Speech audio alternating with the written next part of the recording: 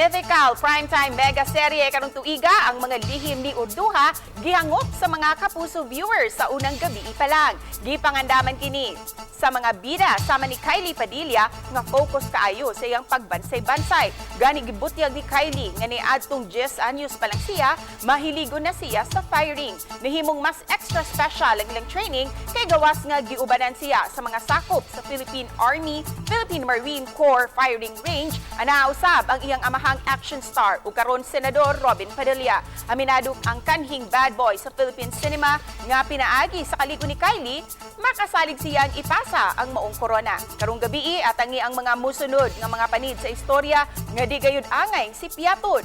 Human makadungog sila si Gem o Crystal nga gida nila ni sparkle artist Kylie Padilla o Gabby Garcia sa tingog sa Budyog, di mailhan na bakaha kini nga sila ang descendants ni Urduha. At ang ika na karong gabi pagkahuman sa 24 oras.